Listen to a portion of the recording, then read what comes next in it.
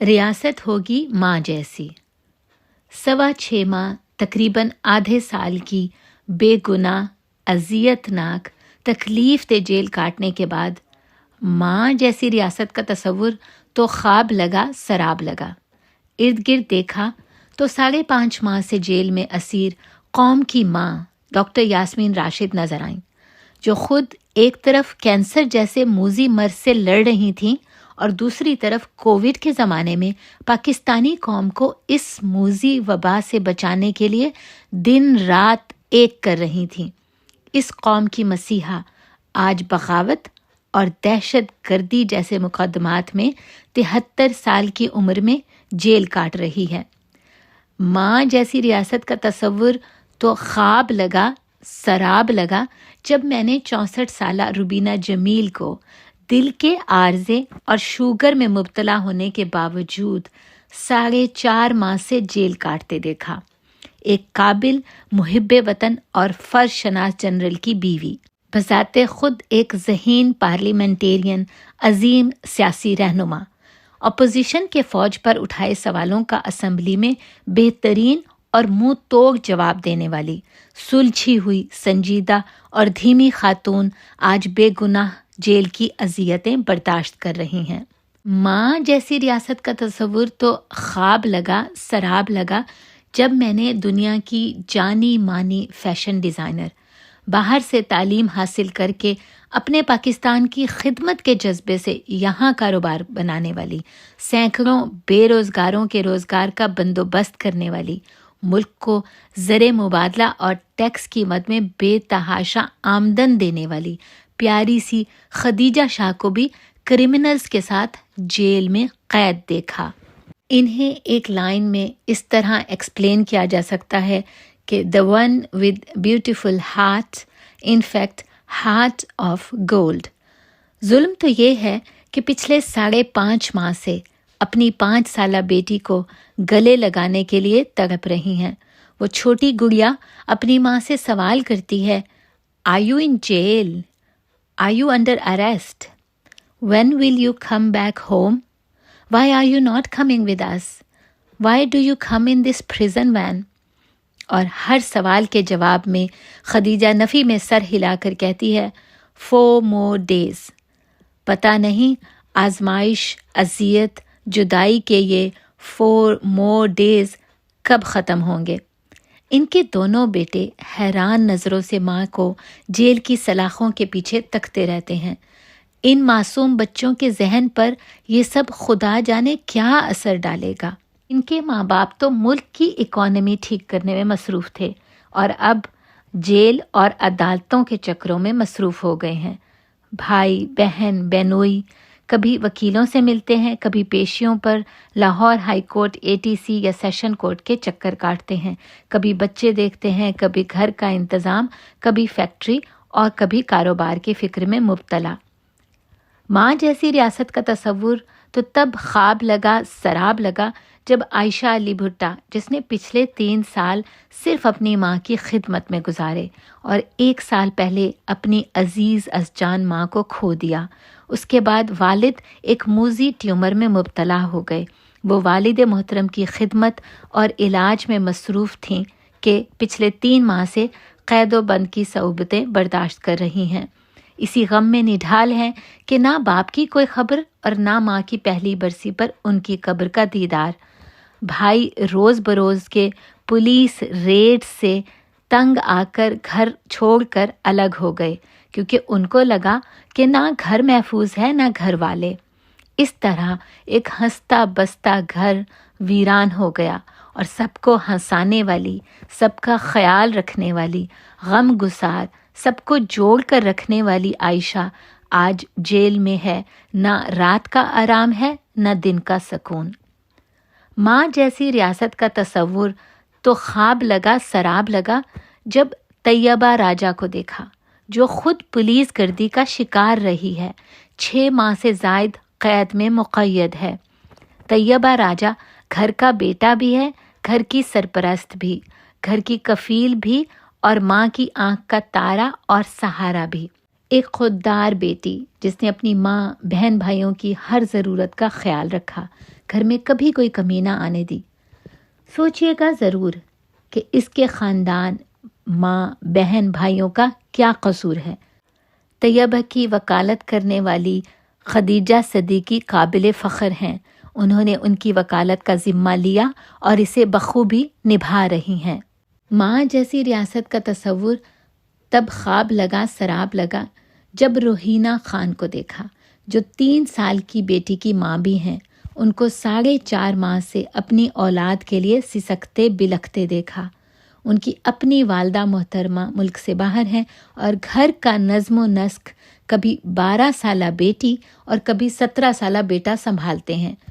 وہ بچے کبھی چھوٹی بہن کو سنبھالتے ہیں، کبھی اسکول جاتے ہیں، کبھی اپنی ماں کے لیے عدالت اور جیل میں رل رہے ہوتے ہیں۔ ان کے خاوند عدالتوں، وکیلوں، جیلوں کے چکر میں اپنی جاب گنوا بیٹھے ہیں اور اب بے روزگار ہیں۔ ماں جیسی ریاست کا تصور تو تب خواب لگا سراب لگا جب فہمیدہ بیگم اور ان کے بیٹے کو قید میں دیکھا۔ وہ بے قصور 18 سالہ بچہ جس نے ابھی اپنی عملی زندگی کا آغاز کرنا تھا، ابھی دنیا کو دیکھنا تھا۔ ماں کو پولیس اریسٹ کرنے گھر پہنچی تو وہ صرف اس لیے تھانے چلا آیا کہ میری ماں اکیلی کیسے جائے گی، کوئی ان کے ساتھ بدسلوکی نہ کرے۔ 3 ہفتے میں آدھا گھنٹہ ماں بیٹا کی ملاقات ہوتی ہے جالیوں کے پار، اور ماں بیٹا آدھا گھنٹہ ایک دوسرے کو حسرت سے تکتے رہتے ہیں۔ ماں کی ممتا کو سکون کیسے آئے گا کہ ان کی وجہ سے ان کا بچہ جیل میں ہے۔ ماں جیسی ریاست کا تصور تب خواب لگا سراب لگا جب سمیہ اسد ایک حافظ قرآن کو بھی 4 ماہ سے جیل میں قید دیکھا۔ جب ان کی بچیوں کے آفیسز پر چھاپے پڑے اور وہ جو گھر کے کفیل ہیں ان کے روزگار چھننے تک کی نوبت آ گئی تو انہوں نے خود پیش ہو کر گرفتاری دے دی۔ عورت تنکا تنکا کر کے ایک مکان کو گھر بناتی ہے، خاندان کو جوڑ کر رکھتی ہے۔ سوچئے گا ضرور کہ جب عورت گھر پر نہ ہو تو گھر کا شیرازہ کیسے بکھرتا ہے۔ ماں جیسی ریاست کا تصور تب خواب اور سراب لگا جب صنم جاوید کو دیکھا۔ خاوند جیل میں، بہن روپوش، بوڑھے والدین کبھی اس کی طرف بھاگتے ہیں، کبھی بچے سنبھالتے ہیں، کبھی خاوند کے مقدمات اور کبھی بچوں کی دیکھ بھال۔ بچے بیچارے ماں باپ کی عدم موجودگی میں کس کرب سے گزرتے ہوں گے، پیچھے گھر کا کیا حال ہوگا، اسکول کیسے جاتے ہوں گے۔ ماں جیسی ریاست تو خام خیالی اور دیوانے کا خواب لگی جب رفت شاہین کو قید میں دیکھا۔ سوبر قابر خاتون، 25 سال اپنی زندگی تعلیم کے لیے وقف کرنے والی، بچوں سے مل کر ملک واپس آئیں تو ایئرپورٹ سے سیدھا تھانے لائی گئیں۔ ان کی اذیت بھی سوچئے گا۔ ماں جیسی ریاست کا تصور تب خواب لگا جب عائشہ خان سے ملاقات ہوئی، جو چیریٹی کے لیے، فلاح و بہبود کے لیے اور عوام کی خدمت کے لیے ہم وقت تیار رہتی ہیں اور اب قید کاٹ رہی ہیں۔ میں عالیہ حمزہ ملک، ایک لا میکر، ایک لیجسلیٹر، جس نے 5 وزارتوں کا کام عبادت سمجھ کر پوری دیانتداری سے نبھایا، اپنے حلف کی پاسداری کے لیے دل و جان سے محنت کی اور 5 وزارتوں میں رزلٹ دیے۔ سوچئے گا ضرور کہ ایک بے گناہ معصوم پارلیمنٹیرین خاتون پچھلے 6.25 ماہ سے پابند سلاسل ہے۔ 10 مئی کو میرے گھر کی دہلیز اور دیوار نہیں، ہر ماں بہن بیٹی کے گھر کی دہلیز اور دیوار پھلانگی گئی۔ 10 مئی کو دروازہ میرے گھر کا نہیں ٹوٹا، پاکستان کے ہر گھر کے دروازے کو غیر محفوظ کر دیا گیا۔ وہ گن جو مجھ پر اور میری بیٹیوں کے سر پر تانی گئی، وہ صرف ہمارے سروں پر نہیں بلکہ پاکستان کی ہر ماں اور بیٹی کے سر پر تانی گئی۔ اس دن مجھے بغیر دوپٹہ نہیں گھسیٹا گیا بلکہ اس ملک کی جمہوریت اور نمائندگی کو بھی رسوا کیا گیا اور بے توقیر کیا گیا۔ اس دن زخمی میری آنکھ، میری بازو اور میری ٹانگ نہیں ہوئی بلکہ ہر ماں بہن بیٹی کو زخمی کیا گیا۔ اس دن کالی پٹی میری آنکھوں پر نہیں، کالا کپڑا میرے منہ پر نہیں، ہتھکڑی میرے ہاتھوں پر نہیں، بلکہ ملک کے جمہوری نظام پر ڈالی گئی۔ اس دن میرے گھر کے شیشے چکنا چور نہیں ہوئے، میرا دل اور میرے قوم کی ہر بیٹی، ماں، بہن کا دل ریزہ ریزہ ہوا، کیونکہ میں پارلیمنٹ میں اپنی قوم کی ماؤں، بہنوں، بیٹیوں کی نمائندہ تھی۔ CIA کوتوالی میں ایز مسنگ پرسن گزارے گئے 3 دن 3 راتیں کسی بھی بدترین خواب سے کم نہیں تھے۔ 25 دن کی قید تنہائی، 1 جوڑا سوٹ اور جیل کی باسی روکھی سوکھی روٹی۔ میں نے زندگی کی حقیقت سیکھی کہ زندگی ایک جوڑے میں بھی اور روکھی سوکھی کھا کر بھی گزر سکتی ہے، مگر گھر والوں کی جدائی وہ غم ہے جو آپ کو دیمک کی طرح چاٹتا رہتا ہے کہ اصولوں پر ڈٹنا، ضمیر کا سودا نہ کرنا تو میری چوائس تھی، پھر اس کی اتنی بڑی سزا میرے خاندان کو کیوں دی جا رہی ہے؟ اصولوں پر ڈٹنے کی سزا اتنی سنگین ہوگی شاید بھیانک خواب میں بھی نہیں سوچا تھا۔ ایک پریس کانفرنس نہ کرنا اتنا بڑا جرم بن جائے گا کہ بغاوت، دہشت گردی جیسے سنگین مقدمات کا سامنا کرنا پڑے گا۔ 7 جون سے جوڈیشل ہو کر بھی مڈ نومبر تک نہ کوئی ضمانت، نہ کوئی ضمانت کی ہیرنگ۔ 8 سے 9 بینچ ٹوٹ چکے ہیں لیکن ضمانت کی کوئی سنوائی نہیں۔ 9/11 کی موت کی چکی میں باقی 6 اسیران ساتھیوں کے ساتھ ایک ہی بات سوچتی تھی۔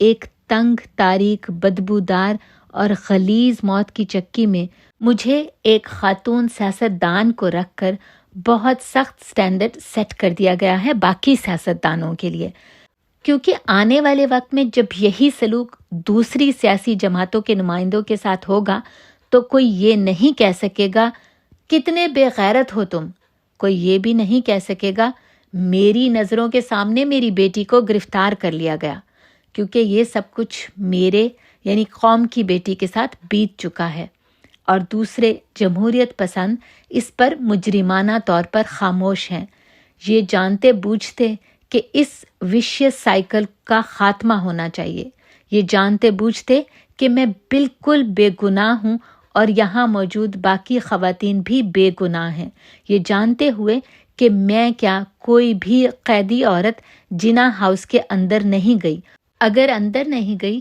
تو توڑ پھوڑ تو بہت دور کی بات ہے، اور اگر میری بات کی جائے تو میں نے مال آف لاہور کے سامنے نہ صرف اس واقعے کی مذمت کی بلکہ پارلیمنٹ فلور پر ہمیشہ ملکی اداروں کی بہترین ترجمانی کی۔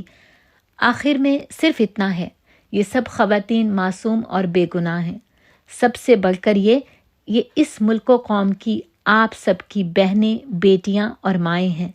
ملک کے بڑے ملک کے باپ کی مانند ہوتے ہیں اور ان کے دل بھی اتنے ہی بڑے اور کشادہ ہوتے ہیں، دلوں کی دوریوں اور رنجشوں کو محبتوں اور نرمیوں سے پر کرتے ہیں، نہ کہ جیلوں میں قید کر کے اور سزا دے کر۔ آئیں ایک نئے، پیارے اور محبت بھرے پاکستان کی ابتدا کریں، جہاں رنجشوں، نفرتوں کی کوئی جگہ نہ ہو۔ ان معصوم بے گناہ خواتین کو اپنے پیاروں کے پاس جانے دیں، اریسٹ اور ری اریسٹ کر کے ان زخموں کو ناسور نہ بننے دیں، پیار کے مرہم سے اس ناسور کو بند کر کے ایک نئے اور پیارے پاکستان کی بنیاد رکھیں۔ پاکستان زندہ باد۔